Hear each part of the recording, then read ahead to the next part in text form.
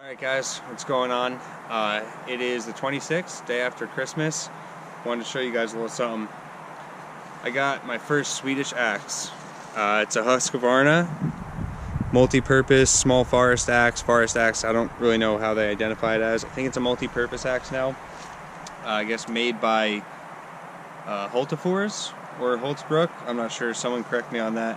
Anyway, it's my first Swedish axe. I know I said only 2 videos ago, probably not ever going to get a Swedish axe. I got a Swedish axe. My brother and my girlfriend got me this for Christmas, so I figured it's only right to take it out in its factory form and see how it does. Right away, first impressions, I like it, man. I think it's really cool. The grind, just like everyone's pretty much been saying, not great from the factory.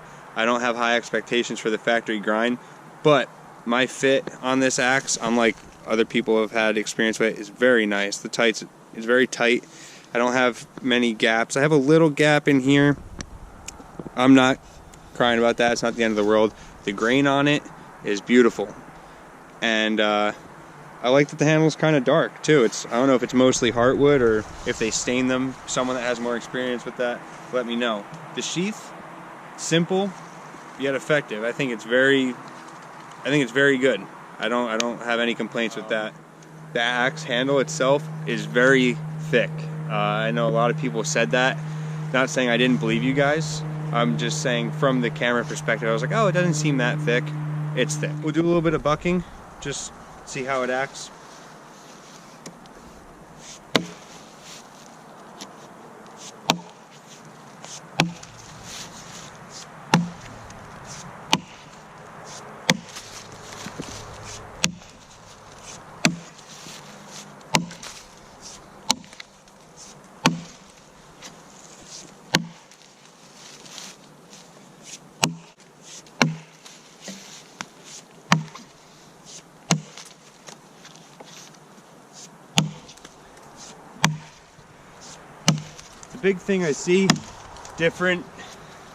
The big difference I see between this and maybe my council tool or my wood slasher, I would have to say, is maybe it gets stuck easier because of how thin the profile is. It doesn't really have like high cheeks. And another thing I'm kind of getting used to too is on the wood slasher and the council tool that, you know, obviously this is a different pattern, but on those Dayton patterns, you got a wider cutting surface. So that's something I'll get used to a little bit too. The handle definitely feels beefy. It's thick, but like I said, if you're the person picking up this axe and you don't really want to do anything to it and you're just doing minor camp tasks, like, I don't think it's the end of the world. But if you were going to use this as your main serious working axe, I would consider thinning this down quite a bit.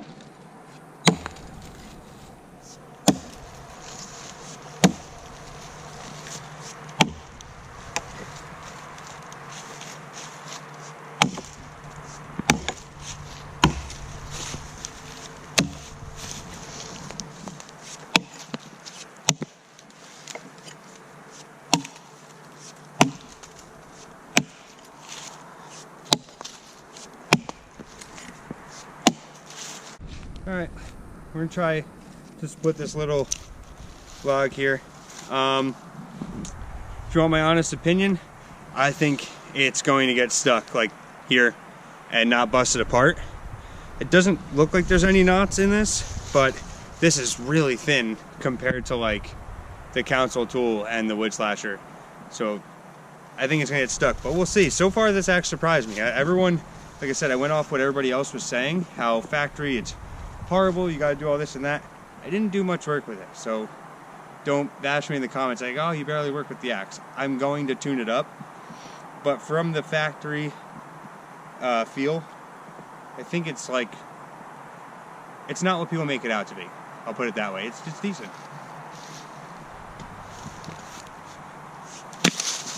I stand corrected. No, that wasn't very big. Maybe that was 5 to 6 inches, but I swung pretty hard and I probably didn't have to. Let's do a little bit of this.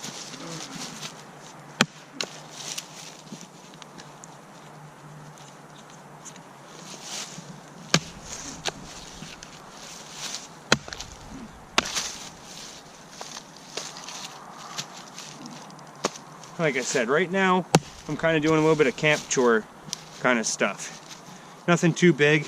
I don't think I would use this axe to go fell a tree like I did for the axe cordwood challenge, but I think you could. It just maybe take you some more time. It's not like a wide cutting area there, but I mean, that's fat. I didn't touch this thing. I just took it out of the wrapping paper, or out of the box. It's brand new. Not bad.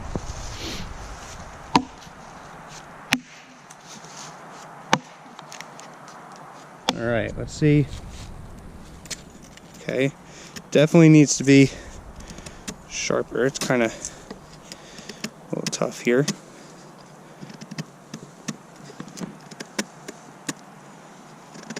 Not horrible. I've used worse factory grinds that couldn't do that. And that's not, I'm no professional at fire making or feather sticks or anything like that. This is just me trying. But, you know, it's not the worst factory grind, not the best. I think this thing's doing just fine. I don't know why this thing gets so much hate on the internet. It's doing everything I would want an axe to do, and it's small enough that I could easily do one-hand tasks with. Out of the box, yeah, there's things I want to change. Not saying that's a bad thing. I think every axe can afford to get tuned up, but if you didn't want to do anything to an axe and you wanted to buy an axe and use it, especially lighter task work, this is fine. I really like this thing. I don't know, I say this every time I get a new axe, but I swear I love this axe. I can't wait to tune it up, and I don't know, I think for a while, if not forever, this is going to be my go-to. Guys, I fell in the trap. I said it 2 videos ago. I'm not going to fall into the Swedish axe thing. They got me. Okay, there's nothing wrong with the American Daytons and Michigan pattern axe. They're my go-to for my hardworking axe. I love them. For the smaller stuff, like I said, today we're going to do a little bit of like campfire, just having fun in the woods. I love this thing. Can't wait to tune it up. Next video, I'll have this thing all tuned up, and we'll see how she really acts. But I tell you what, I am extremely happy with this gift. I can't thank my brother and my girlfriend enough for getting me this for Christmas. I love this axe. This is killer.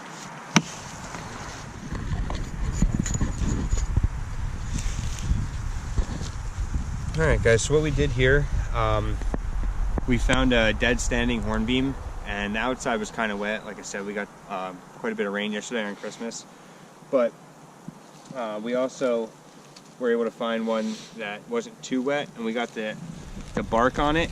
And what we did to kind of start the fire was we took the, I don't know if I took this one already. Yeah, we took the inside layer.